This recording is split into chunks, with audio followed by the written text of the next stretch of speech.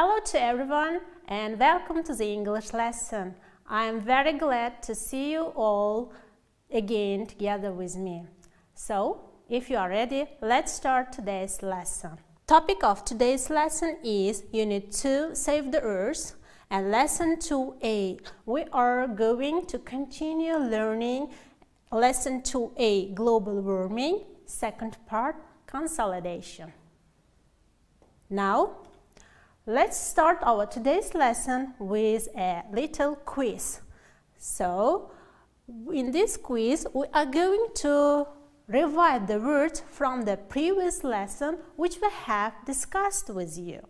So, the first word, a gradual increase of the Earth's temperature is called. Do you remember that word which we have discussed with you on the last lesson? Do you remember it? Yes, of course. It is global warming. Well done. Next question. Cutting down trees is called. And what do you think? What word is it? Yes, you are right. It is deforestation. Well done. Converting waste into new reusable materials is, and the word is, do you remember it? Yes, you are right. It is recycling. Well done.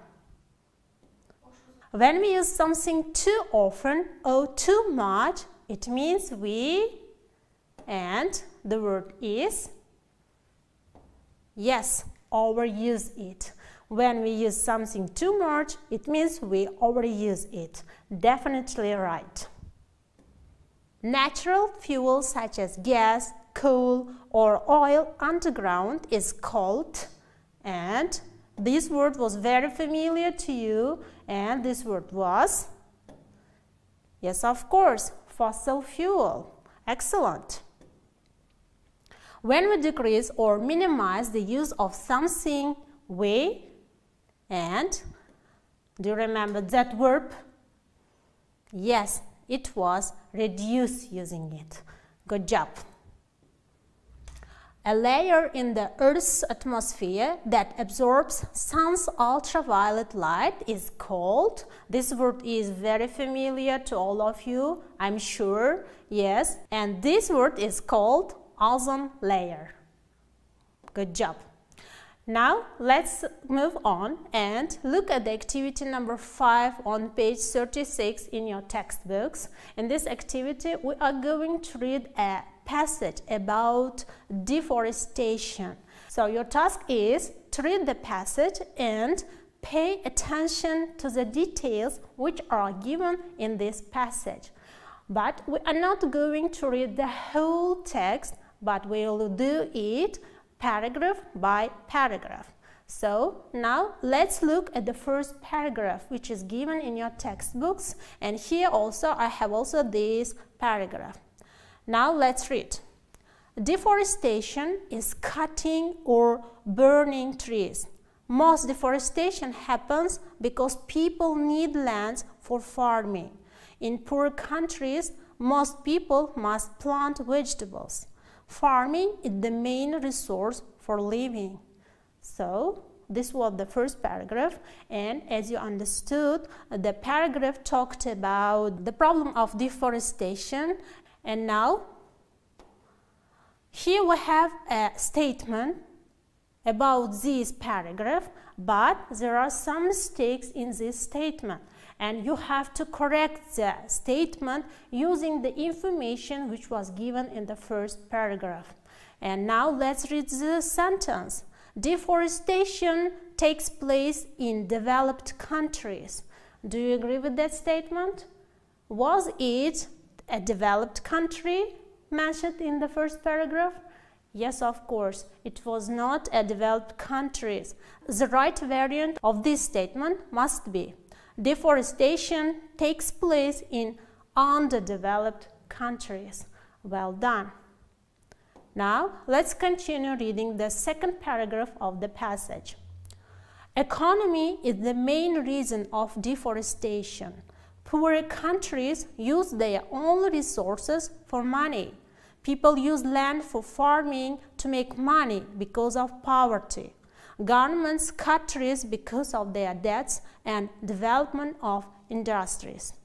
So, do you have any ideas? Can you find the key points of this paragraph? Yes, of course. They are: economy is the main reason of deforestation. Then, in poorer countries, people use land for farming to make money for their living. And of course, the government was also mentioned, and it cuts down the trees because it wants to pay its debts and to develop the industry of the country. Well done. Now, here again we have a statement, and your task is to correct the statement. Only governmental actions can be the reasons for deforestation. Do you agree with that one? Do you have any ideas? Yes, not only governmental actions caused the problem of deforestation. You are right. Not only governments, but also the people can be the reason for deforestation. Well done. Now, let's go on with reading. The third paragraph. But these solutions can cause even worse problems. Trees are made of about 50% carbon, so when trees are burnt, carbon is released into the atmosphere. Cutting them down reduces the amount of rain, raising temperatures. The sun heats the land and dries it out. Also, it is very harmful for the animals and plants that live in the rainforests. Tropical rainforests hold about 50% of Earth's species of animals. When we burn forests, we kill the animals too. The third paragraph is about the results of cutting and burning trees, and it mentions plants and animals that live in forests and what kind of problems will they have if we cut and burn the trees. Now, again, a statement about this paragraph, and it is: cutting and burning of trees affects mainly the humanity. What do you think? Is it a correct statement? Of course it's not. Cutting and burning of trees affects not only the humanity, but cutting and burning of trees affects not only the people, but also animals and plants that live in rainforests. Well done. And the last paragraph of the passage. The solutions to problems such as deforestation must be found urgently. And if deforestation continues, in just 100 years there will be no more rainforests left. And the last paragraph is about the future of humanity if we don't solve the problems of deforestation. And the author tries to warn us that we must find the solutions to this problem urgently. Well done. And here we have again a statement about this paragraph, and it says, deforestation is not as dangerous as many people think. Do you agree with this statement? Is it correct one? Is deforestation not so dangerous for us as many people think? Of course, it's not correct. Deforestation is dangerous for our future. Even the author of the paragraph warns us that we must find the solution to this problem immediately. Well done. Now, let's move to the activity number 6 on page 36. And here I'd like to ask all of you to answer the question about the paragraph which we have read. So, choose the correct answer. The text which we read was argumentative, informative, or narrative. So, what do you think? What kind of text did we read? Was it argumentative? Did it give us any arguments or points of view of different sides? Or was it informative text which gave us information and facts about something? Or was it a narrative which described a story? What do you think? What is the right answer to this question? Yes, right, you are.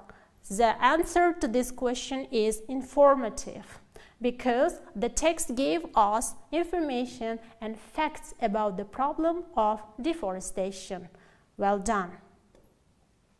Next question. What do you think? The text is mainly about the solutions to deforestation, the causes and effects of deforestation, or was it the effects and solutions to deforestation? By the way, do you remember, was there mentioned any solutions to this problem? Did the author give us any solution, or did he just warn us? What do you think? The first option, the solutions to deforestation. Did we read any solution? Or the causes and effects of deforestation? So, what do you think? The right answer to this question is, yes, right you are. It is the second option, because the text gave us the causes and effects of the problem, but it didn't give us any solutions. The author just warned us to find solutions to this problem. Well done. Now let's move on, and activity 8, page 37. Here we have again a table, and in order to do this activity and to fill in this table, you have to go back to the passage again, and you have to pay attention to the third paragraph. You have to read it again and then find the statements which are suitable to this table. So, in this table, there are given the cutting of trees and the burning of trees, and your task is to find the results of these actions. What will happen if we cut or burn trees? I'm sure that it is understandable to you how to do this task, and it will be your independent task to do this activity. I'm sure that it won't be difficult for you to do it independently. Now, it's time for us to think and express your ideas or opinions about these questions. Now, I'd like to ask all of you to pay attention to these questions and try to think about the answers to these questions. So, the first one, why are some governments for deforestation? Do you believe that some of the governments are for deforestation? And what do you think? Why do they need it? Why do they support deforestation? And the next question, whose responsibility is it to resolve the problem? What do you think?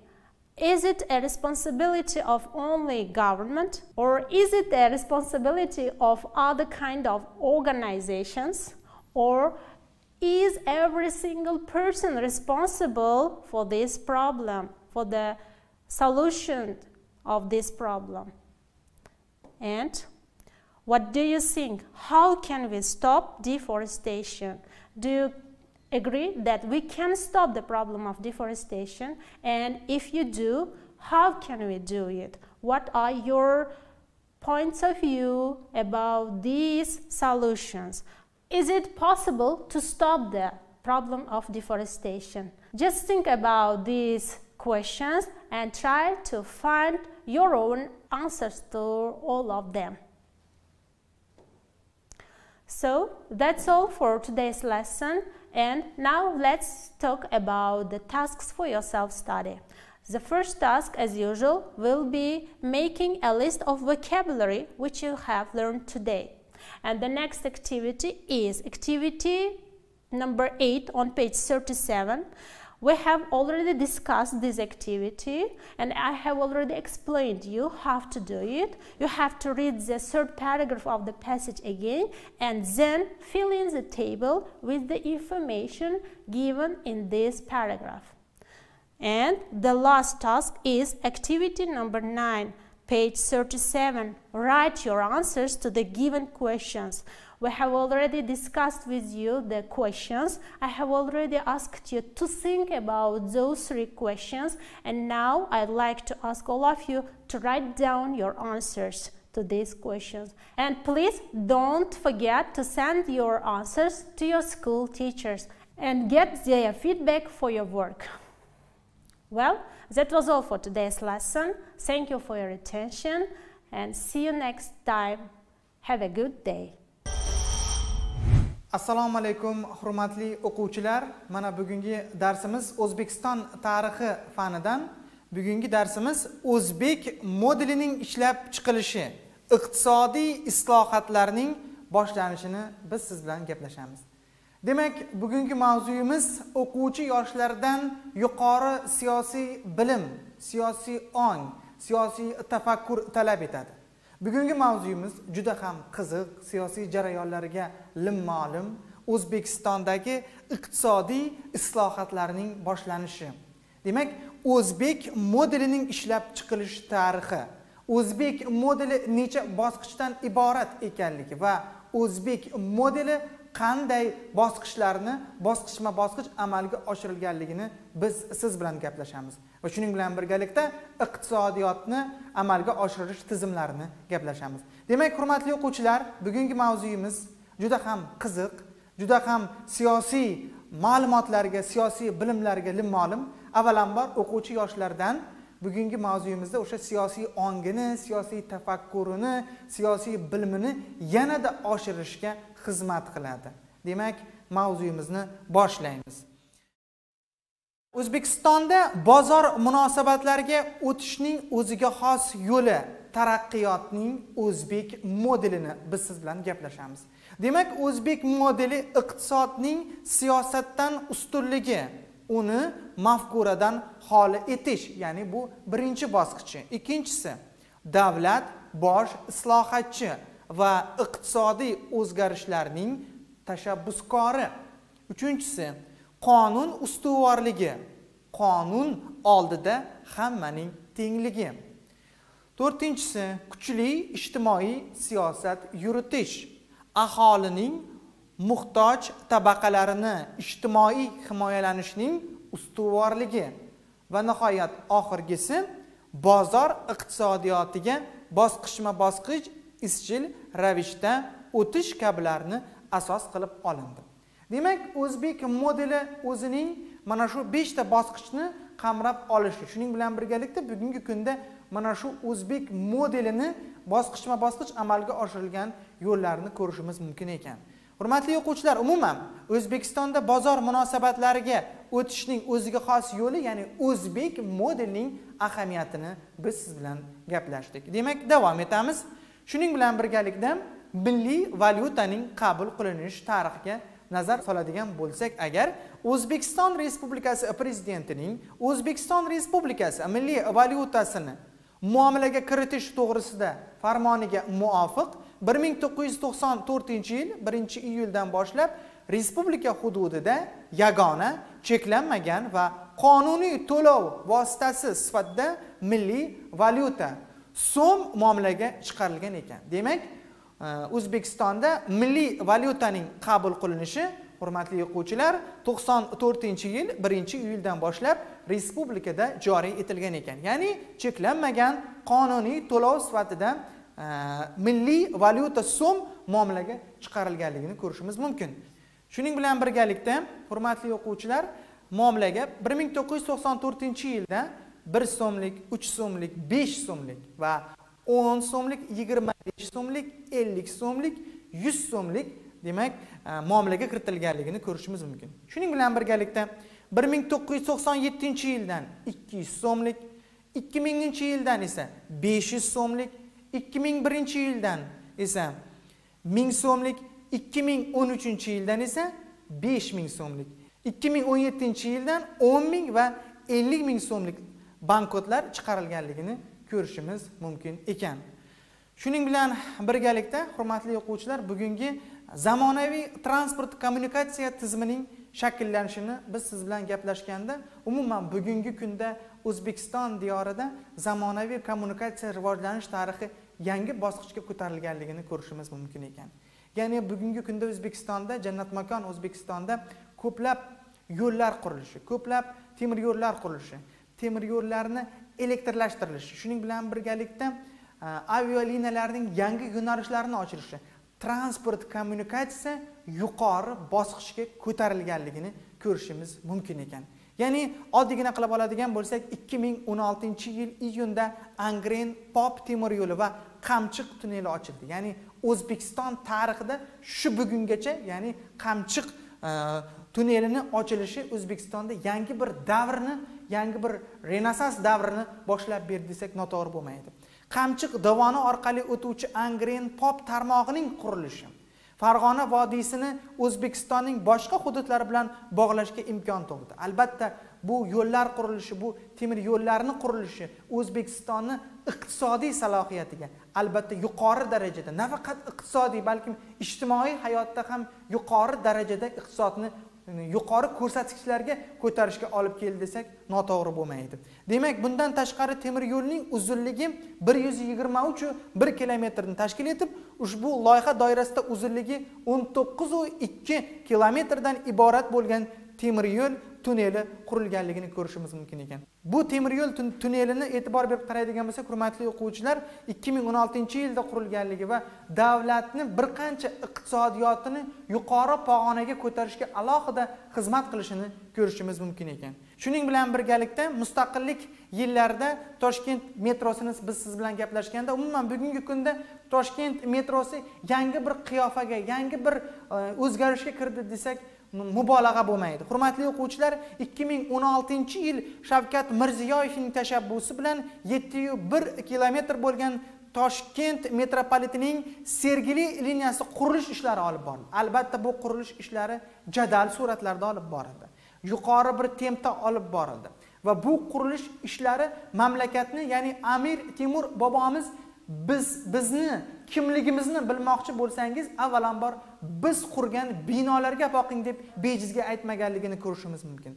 Demak, O'zbekistonda 2016-yildan amalga oshirilgan, ya'ni qurilish ishlari, yo'l qurilishi ishlari, metro qurilishi ishlari yuqori tempda olib borilganligini ko'rishimiz mumkin ekan. Demak, 2016-yil prezidentimiz tashabbusi bilan yangi metro liniyasi ishga tushirilganligi, 7,1 kilometrga bo'lgan Toshkent metropolitenining Sergeli liniyasi qurilish ishlari olib borildi va shuning bilan birgalikda o'z nihoyasiga yetganligi va ishga tushganligini ko'rishimiz mumkin. Demak, mazkur qarorga ko'ra yangi liniya 2020-yilga qadar qurib foydalanishga topshirish ko'zda tutilgan edi. Sergeli metro liniyasi bugungi kungacha Markaziy Osiyoda qo'llanilmagan, butunlay yangicha estakada uslubida bunyod etilmoqda. Ya'ni bugungi kunda mana shu metro liniyamiz ishga tushganligini, umuman Markaziy Osiyoda yangicha uslubda, yangicha arxitekturada, yangicha yo'nalishda bunyod etilganligini hurmatli o'quvchi ko'rishimiz mumkin ekan. Demak, mazkur yo'l ko'priksimon tarzda quriladi. Poyezdlar yer ustidan harakatlanadi. Mustahkamlash uchun savollar tuzib kelganman. O'zbekistonda bozor munosabatlariga o'tishning o'ziga xos yo'li, taraqqiyotning o'zbek modeli necha tamoyilga bo'linadi? A variant 5 ta, B variant 6 ta, C variant 4 ta, D variant 3 ta. O'ylab oldingizmi? Javob A 5 ta. Ha, siz to'g'ri topdingiz. Demak, shuning bilan birgalikda savol va topshiriqlar. Savol va topshiriqlar: mustaqillikning dastlabki yillarida O'zbekistonda iqtisodiy vaziyat qanday edi? Ikkinchi savol: O'zbekistonda ijtimoiy yo'naltirilgan iqtisodiyot tizimining mohiyati nimalardan iborat? Uchinchi savol: taraqqiyotning o'zbek modeli va uning asosiy tamoyillari nimalardan iborat? To'rtinchi savol: 2010-yillardan keyingi davrda avtomobil va temir yo'l yo'llarini barpo etishda qanday o'zgarishlar sodir bo'ldi? Shuning bilan hurmatli o'quvchilar, bugungi darsimiz o'z poyoniga yetadi. Keyingi darslarda uchrashguncha sog' va salomat bo'ling. E'tiboringiz uchun tashakkur. Assalomu alaykum. Ekran qarshiga kelgan aziz 11-sinf o'quvchilari. Sizlar bilan navbatdagi biologiya fanida ko'rishib turganimdan bag'oyatda xursandman. Va har doimgidek darsni bugun men, Abdukarim Tilshod Isakovich olib boradi. Marhamat, bugungi mavzuyimiz bilan yozib oling. Bugungi mavzuyimiz ekologik nisha haqida tushuncha deb nomlanadi. Mavzuni yozib olgan bo'lsangiz, demak, bugungi dars mavzuyimiz faqatgina ekologik nishaning qanday ahamiyatga ega ekanligi haqida bo'lib o'tadi. Demak, har doimgidek an'anaga sodiq qolgan holda o'tilgan mavzular yuzasidan bir qancha savollarni berib o'taman, sizlarning bilimlaringizni qo'llash uchun. Demak, birinchi savol: biologik optimum deganda nimani tushunasiz? Marhamat, bu savolga javob bering. Organizmlarning ekologik omillar ta'siriga chidamliligi nima bilan chegaralanadi? Qanday omillar cheklovchi omil deb ataladi? Va bu yerda Libixning minimum qoidasi mohiyatini tushuntirib berishingiz kerak.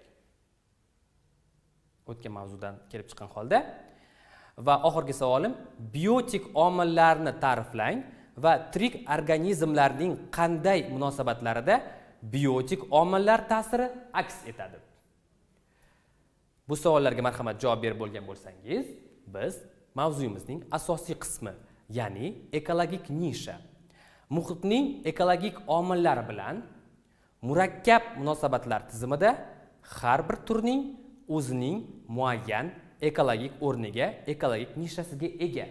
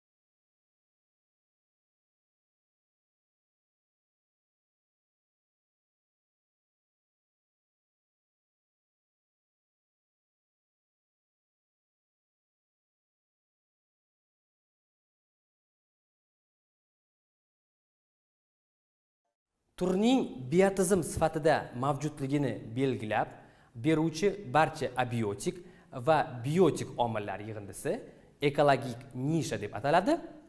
Agar ekologik nisha nimaligini bilgan bo'lsangiz, e'tiboringizni marhamat hozirgina ekranda qo'yiladigan videorolikka qaratamiz. Marhamat.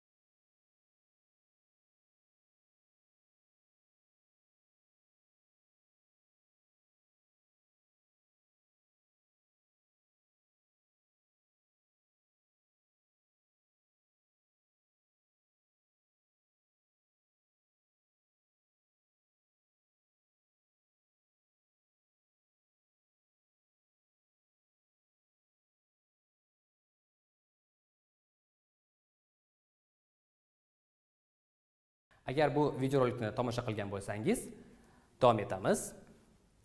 Ekologik nisha organizmning hayot tarzi, yashash shart-sharoitlari, oziqlanishi kabilarni o'z ichiga oladi. Ekologik nisha tushunchasini yashash joyi tushunchasi bilan adashtirmasligingiz lozim.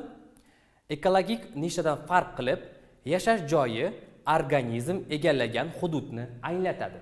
Masalan, dasht hayvonlari hisoblanadigan qoramol va kenguruning yashash joylari boshqa bo'lgani bilan bitta ekologik nishani egallaydi.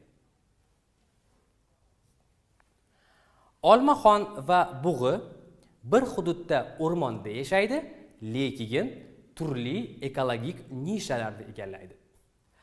Afrika savanalarida bir necha tuyoqli o'txo'r hayvonlar turlari yashaydi. Ularning yashash joyi umumiy, lekin ular shu joydagi mavjud oziq resurslardan turlicha foydalaniladi. Va hozirgina ekranga yana bir video lavhani men tomosha qilishingizni so'rab qolaman. Marhamat.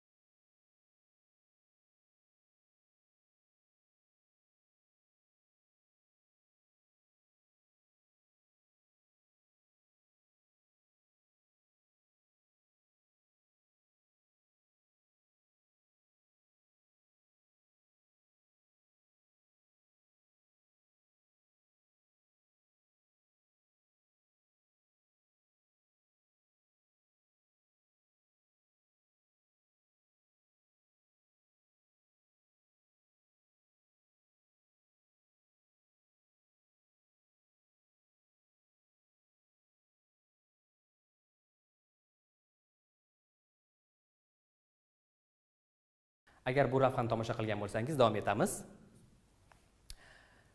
Jirafalar daraxtlarning barglari va shox-shabbasi bilan oziqlansa, zebralar bu yuqori qismini iste'mol qiladi.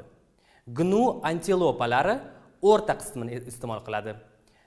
G'izol o'tlarining pastki qismi bilan oziqlanadi. Demak, g'izollar bu yerda o'z-o'zini ko'rib turganingizdek, mana bu tasvirlangan hayvonlar Afrika savanasining o'txo'r tuyoqli hayvonlari hisoblanadi. Bu yerda mana jirafa, dik antilopa asosan o'simlik poyalarining o'rta qismlari va urug'larini yeydi. Va zebra, gnu antilopasi va g'izollar tasvirlangan. Bular ham bitta ekologik nishaga misol bo'la oladi. Shunday qilib, bir joyda yashovchi har xil turga mansub tuyoqli hayvonlar turli yarusda o'sadigan o'simliklarning organlari bilan oziqlanib, boshqa ekologik nishalarni egallaydi. Bir daraxtda yashashga qaramay, olmaxon daraxtning urug'lari bilan, qizilishton esa daraxt po'stlog'i ostidagi hasharotlar bilan oziqlanadi. Birgalikda yashayotgan turlarning ekologik nishalari bir-birini qoplamaydi. Aks holda bu bir tur ikkinchi turni siqib chiqarishi mumkin. Masalan, kulrang kalamush va qora kalamush populyatsiyalari birgalikda yashaganda, kulrang kalamush populyatsiyasi qora kalamush populyatsiyasini siqib chiqaradi. Demak, bir biotsinozda hech qachon ikki tur bir ekologik nishani egallamas ekan. Undan tashqari, bir turga mansub organizmlar shaxsiy rivojlanishning turli davrlarida har xil ekologik nishani egallashi mumkin. Masalan, hasharotlarning to'liq o'zgarishi bilan rivojlanishini eslang. Agar eslagan bo'lsangiz, men kelasi aynanga bo'ladigan video lavhada aynan mana shu hasharotlarning to'liq o'zgarishi bilan rivojlanishini tasvirlab ko'rsatiladi. Marhamat.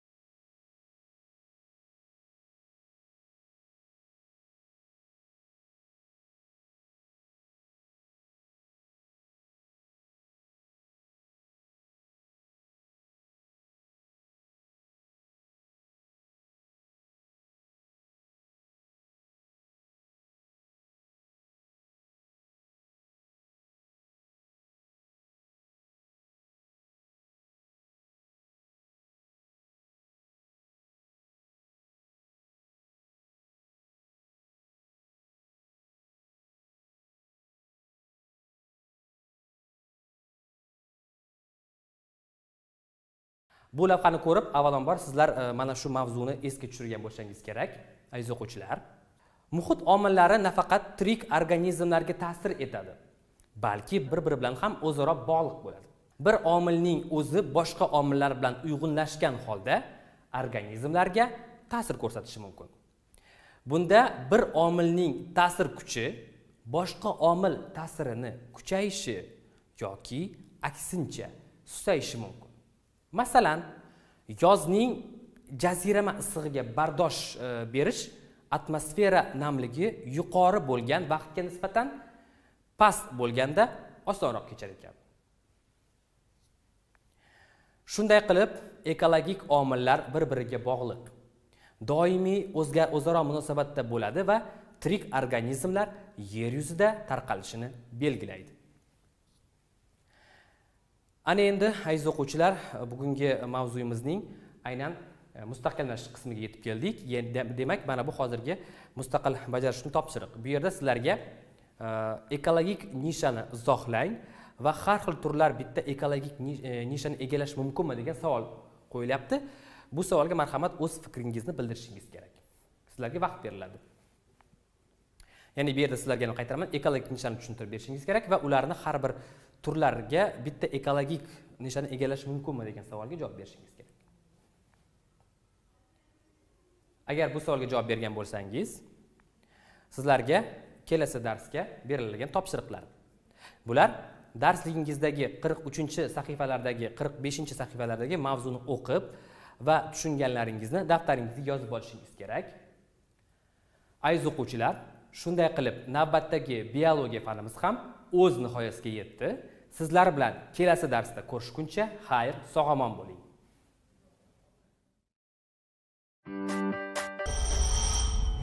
Assalomu alaykum aziz o'quvchilar. Sizlar bilan yana onlayn maktab orqali ko'rishib turganimdan bag'oyat xursandman. Xo'sh, bugungi darsni tinglashga tayyormisiz? Qani unda boshladik. Sizlarni bugungi mavzuyimiz bilan tanishtirib o'taman. Qutatxublik asarining badiiy xususiyatlari va tarbiyaviy ahamiyati. Aziz o'quvchilar, yodingizda bo'lsa, o'tgan darslarimizda Yusuf Xosojibning Qutatxublik asari haqida yetarlicha ma'lumotlar olgan edik. Undagi 4 qahramon haqida ta'rif va tavsiflar keltirdik. O'rganadigan jihatlarimizni o'rgandik, birgalikda tahlil qildik. Bugun esa bu asarning tarbiyaviy ahamiyati hamda badiiy xususiyatlari haqida birgalikda suhbatlashamiz. Aziz o'quvchilar, darsni boshlash dastavvalida sizni bir o'tgan darslarda qay darajada mavzularni o'zlashtirganligingizni bilish uchun bir necha testlar tayyorlab kelganman. Keling birgalikda bu testlarning javobini topishga harakat qilamiz. Demak, birinchi testimiz. Qutatxublikda mamlakat boshlig'i nima deb ataladi? Bir eslab ko'ring-a, nima deb atalardi mamlakat boshlig'i? Demak, A javob hukmdor yoki amir. B javob amir yoki bek. C javob elik yoki bek. D javob xon yoki elik. Esingizga tushdimi? Qani unda bir tekshirib ko'ramiz. Demak, C javob elik yoki bek deb yuritilar ekan. Ikkinchi testimizga o'tamiz aziz o'quvchilar. Qutatxublik asarida vazir vafot etgach, uning o'rniga kim vazir bo'lar edi?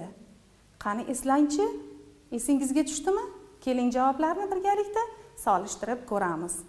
Demak, A javob oy to'ldi, B javob kun tug'di, C javob ugdulmish, D javob esa uzg'urmish. Qaysi biri edi? Undan ko'ra keling mana tekshirib ko'raylik. Ugdulmish degan javobimiz to'g'ri javob ekan. Uchinchi testimizga keldik. Qutatxublikda lashkarboshining kuchliligi va yovga dahshat solishi nimaga o'xshatiladi? Esingizga tushdimi? Unda javoblarni birgalikda o'qiymiz. A javob qoplonga o'xshatiladi, B javob bo'riga o'xshatiladi, C javob arslonga o'xshatiladi, D javob esa filga o'xshatiladi degan javoblar berilgan. Kimga o'xshatilar edi yoki qaysi hayvonga o'xshatilar edi? Juda chiroyli tashbihlar bilan berilgan edi. Esladingizmi? Unda solishtirib ko'ramiz. Demak, S javob to'g'ri javob, bu arslonga o'xshatiladi. 4-chi testimizga navbat keldi. Uzg'urmush so'zining ma'nosini toping. Esingizga tushdimi? Uzg'urmushni biz zohid, qanoat, ofiyat timsoli sifatida tanigan edik. Haqiqiy ma'nosi qanday edi? A javob qanoat va ofiyat. B javob aql bilan ziynatlangan. S javob xushyor qiluvchi, sergaklantiruvchi. D javob esa zohid, sergak degan ma'nolar berilgan. Bu yerda qaysi javob to'g'ri? Demak, bu javobimizda ham S javob to'g'ri ekan. Uzg'urmush so'zining ma'nosi xushyor qiluvchi, sergaklantiruvchi degan ma'nolarni anglatar ekan. Aziz o'quvchilar, biz qutatqubilik haqida oldingi darslarimizda ham suhbatlashgan edik. Demak, bugungi darsimizda bu asarning tuzilishi haqida yana qo'shimcha ma'lumotlar berib o'taman. Demak, asar nasriy va she'riy muqaddimadan tashqari 71 ta maxsus bobdan tashkil topgan. Boblarda ko'proq savol-javob, munozaralar olib boriladi. So'ng Allohga hamd, ya'ni maqtovlar va payg'ambarlarga na't qismlari keladi. Hukmdor Bug'roxon tavsifiga esa maxsus bob bag'ishlangan. Esingizda bo'lsa, Yusuf Xosxojib Qutatqubilik asarini yozib, Tavg'ach ulug' Bug'roxonga taqdim etadi va bu taqdimotidan xursand bo'lgan hukmdor unga xos hojiblik lavozimini berar edi. Esladingizmi? Unda keyingi ma'lumotni berishda davom etamiz. So'ng muallifning o'z-o'ziga murojaati, ezgulik amallari, o'quv idrok foydalari, kitobga nom berilish haqida so'z yuritilib, gap elik, ya'ni podsho kun tug'diga kelib taqaladi.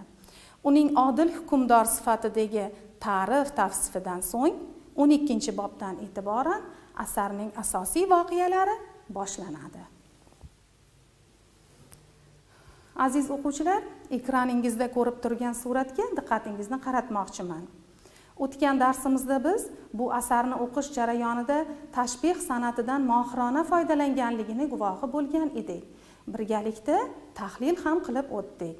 Keling, yana mana shu tashbihlar haqida biroz suhbatlashsak. Bu ko'rib turganingiz arslon.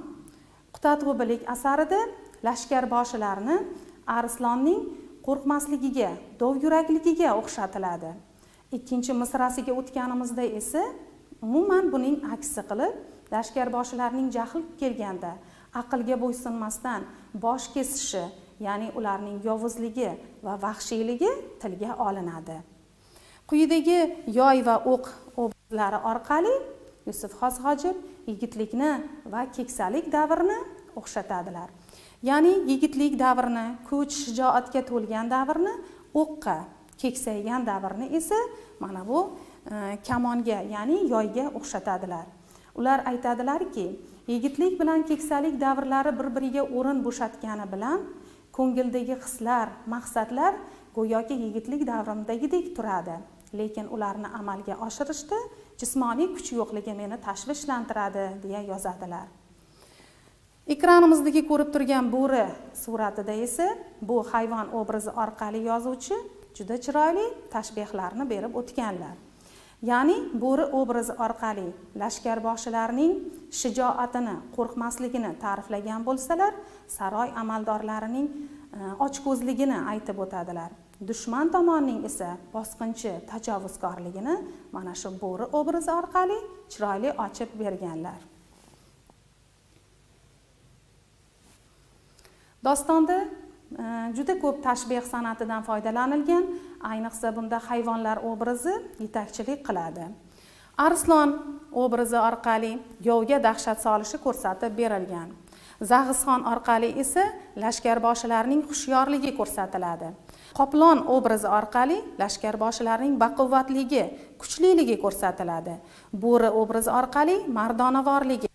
To'ng'iz obrazi orqali dushmanga bo'lgan hamlasini. Tulki obrazi orqali esa ularning tadbirkor va hiylakorligini. Ayiq obrazi orqali shiddatini. Ukki orqali esa tunlari ham bedor hushyor turishlarini mana shunday chiroyli tashbihlarda ko'rsatib o'tganlar. Asarda keltirilgan o'xshatishlarni men 3 ta ustunga ajratdim. Bu sizga tushunarli bo'lish uchun hamda tasavvurimizda qolishi uchun edi. Marhamat, birinchi ustunimizda hayvonlarni it, qo'zi, quzg'un, qo'y, qizil tulki, bo'ri, tuya, predmetlardan chim o'sadigan yer, quruq qum, o't, ya'ni olov, bahorgi o't, rabot, kishan va tushuv. Tabiat hodisalaridan esa to'zon, yel, tubi, ya'ni bo'ron, tong manzaralari, momaqaldiroq, yashin chaqnashi haqida hamda bahor manzaralari va tabiat hodisalari haqida chiroyli tashbihlar, o'xshatishlar beriladi. Dostonning badiiy xususiyatlari haqida suhbatimizni davom ettiramiz.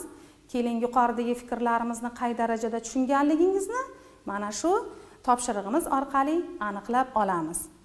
Birinchi ustunimizda tashbihlar, ikkinchi ustunda esa hayvonlar berilgan. Qani o'quvchilar bir eslab ko'ringchi.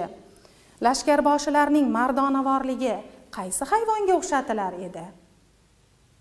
Unda tekshirib ko'ramiz. Demak, mardonavorligi bo'riga o'xshatilar edi. Xo'sh, hiylakorligi qaysi hayvonga o'xshatilgan? Demak, tulkiga o'xshatilgan ekan. Demak, tulki obrazi bizning asarimizda tadbirkor hamda hiylakor sifatida namoyon bo'lar ekan. Yovga dahshat solishichi? Bu arslonga o'xshatiladi.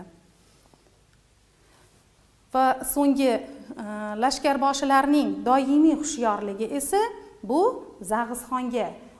Bu qushimizning hushyor tortishi, o'zini tutishi aynan o'sha lashkarboshilarning hushyorligiga tashbih beriladi.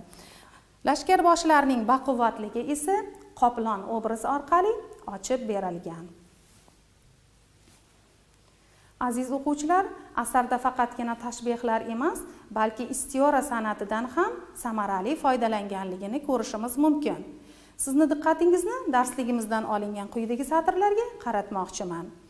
Ugdulmushning o'zg'urmush huzuridan qaytib kelganidan so'ng elik tilida quyidagi bayt ham uchraydi. Ya'ni quyidagicha: Kuni so'z irik ulikim aymish, temish, angar turqu ittim tikan chog'lanmish. Mazmuni esa quyidagicha: Kim aytsa, desa ham to'g'ri so'z dag'aldir, ya'ni keskin bo'ladi. Unga ipak gazmol yubordim, u esa tikan tugib yubordi, deydi. Aziz o'quvchilar, bu yerda istiora san'atidan juda ham go'zal ifodalar bilan foydalanilgan. Chunki eslatib o'taman sizga, o'zg'urmush obrazimiz bu dunyo hoyu havaslaridan voz kechgan zohid inson timsolida namoyon bo'ladi. O'zg'urmushning elik bir necha bor huzuriga xizmatga chorlaydi, lekin u davlat ishlaridan o'zini yiroq tutishini aytib o'tadi. Ugdulmushning aqlli g'oyalaridan so'ng o'zg'urmush o'z fikrini o'zgartirib, elik huzuriga keladi. Shunda ham faqat pand nasihatlar beradi-yu, tog' yaqinidagi g'orida yashab, umrining oxirigacha o'sha yerda istiqomat qiladi. Bu yerdagi mana bu misralarimizda hamda ma'no izohlarimizda aynan mana shu o'zg'urmushning elik huzuriga kelmaganligini, elikning juda chiroyli istiora bilan ko'rsatib berganligini guvohi bo'lamiz. Mana ko'rdingizmi? Bu yerda ipak gazmol taklif bo'ldi, tikan esa rad etishtir bo'ldi. Unga ipak gazmol yubordim, u esa tikan tugib yubordi. Ya'ni elik taklif bildirdi kelishini, o'zg'urmush esa rad javobini berdi degan ma'no anglashiladi. Istiora san'atini biz asarning yana boshqa o'rinlarida ko'rishimiz mumkin. Ayniqsa o'sha quyoshning chiqib kelishi, quyoshning tabiatimizda namoyon bo'lishini mana bu quyidagi so'zlar bilan ifodalaganlar. Quyoshning istioraviy ifodasi rumiy qizidir. Shuningdek, u sata, ya'ni marjon, sata qalqoni, marjon shodasi, yorug' yuz, sara qiz yuzi istioralari bilan ifodalanadi. Tong otishi ham shoirning nazaridan chetda qolmaydi. Tong manzarasi bilan bog'liq o'rinlarda eng muhimi qahramonlar tasvirida ham istioralarning mana shunday rang-barangligini kuzatishimiz mumkin. Asarda tun juda chiroyli ifodalanadi. Bunda istiora san'atidan foydalanganlar. Tun bir o'rinda qora yuz bog'i istiorasi bilan ifodalansa, boshqa o'rinlarda zangi yuzi, sevuklar qoshi, qora soch bo'dig'i, qora ko'ylak, zog' rangi, habash qirtishi, ya'ni qiyofasi, tul to'ni, qunduz terisi istioralar orqali tasvirlanadi. Aziz o'quvchilar, mana biz badiiy xususiyatlarini o'rgandik. Keling endi 4 ta timsolimizdan biz o'rganadigan jihatlarimiz bor edi, to'g'rimi? Mana shu 4 ta timsolimizni, ya'ni qahramonimizni tahlil qilish jarayonida o'zimizga tarbiyaviy jihatlarini o'zlashtirib olamiz degan umiddaman. Dastlab kun tug'di. Elik hukmdor adolat timsoli sifatida asarda gavdalangan. Demak, kun tug'dining shiori adolatli hukmdor bo'lish. Har bir ishni adolat ila hal etadi. Ha, aziz o'quvchilar, demak hayotga adolat ko'zi bilan qarash, adolat qarichi bilan har bir ishni o'lchab qilish insonga foydadan xoli bo'lmas ekan. Hayot ustunimizni adolat ila qurishimiz maqsadga muvofiq bo'lar ekan. Har bir fuqaroni birdek ko'radi. Boy, faqir, yosh, qari adolat qarshisida tengdir deydi. Aziz o'quvchilar, biz ham adolat qarshisida boyu faqirni, yoshu qarini birdek ko'rib, har bir ishga adolat ila yondashishimiz zarur ekan. Yolg'onchilik, suqlik, zo'ravonlik, uyatsizlik, andishasizlik, ish ustida g'azabkor bo'lish, boshqalarga naf bermaslik, ichuvchilik, egri qo'llik bu asarda qoralanadi. Ya'ni adolat timsolida mana shu illatlar deya ko'rsatiladi. Aziz o'quvchilar, o'zingizda mana shunday illatlarning namoyon bo'layotganligini sezsangiz, tezda ulardan voz keching. Keyingi qahramonimiz Oyto'ldi.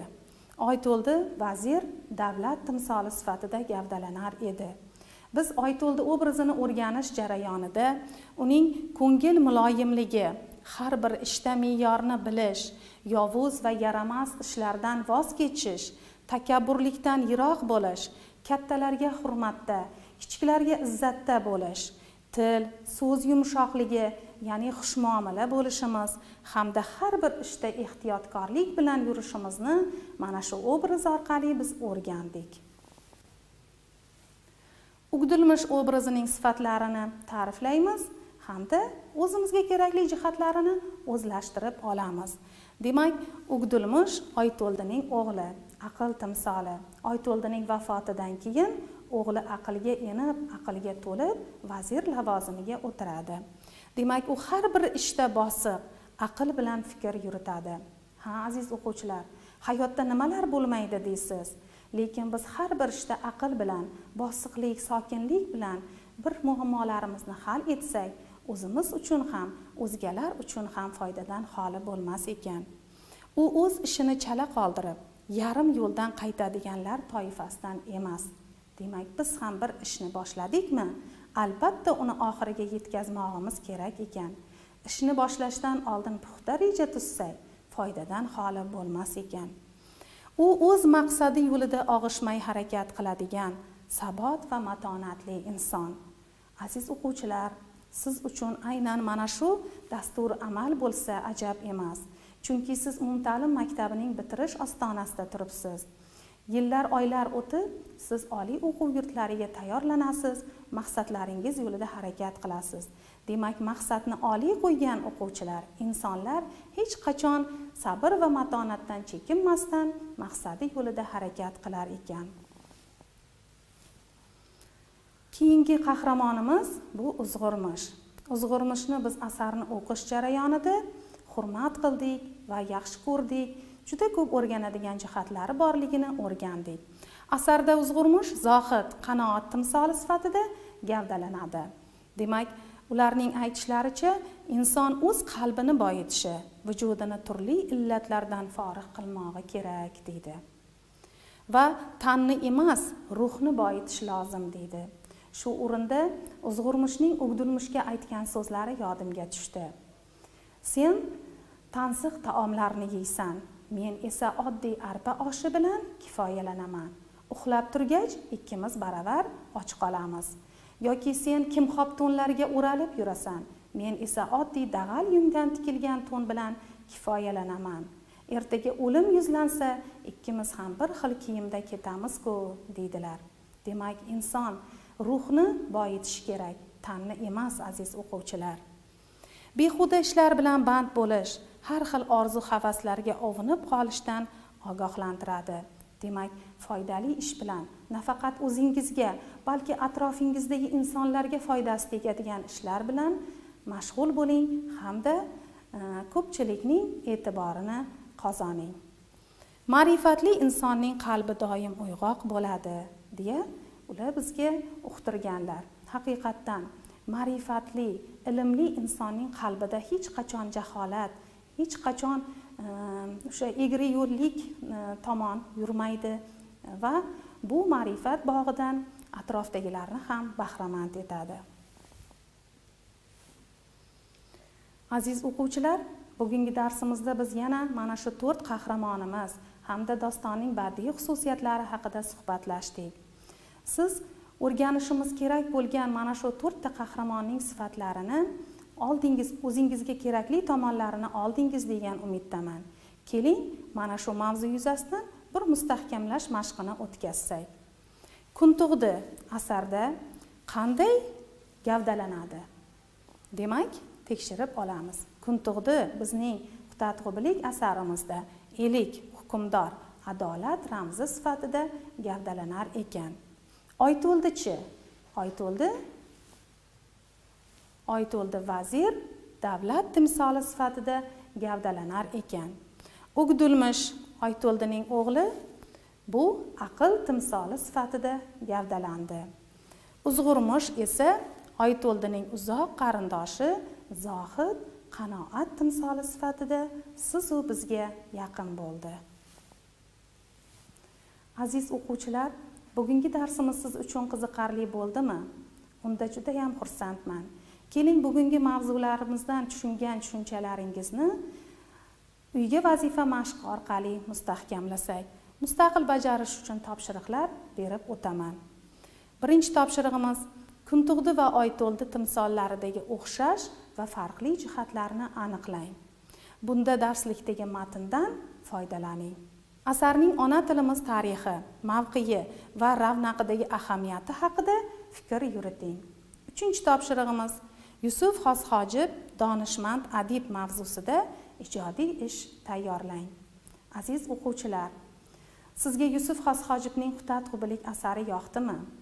Agar siz bu asar haqida kengroq ma'lumot olishni istasangiz, maktab kutubxonasiga yuzlaning-da, kitobni to'liq variantini o'qib chiqing. Bu siz uchun foydadan xoli bo'lmaydi. Shuning bilan bugungi adabiyot darsimiz o'z nihoyasiga yetdi. Keyingi darslarda uchrashguncha xayr.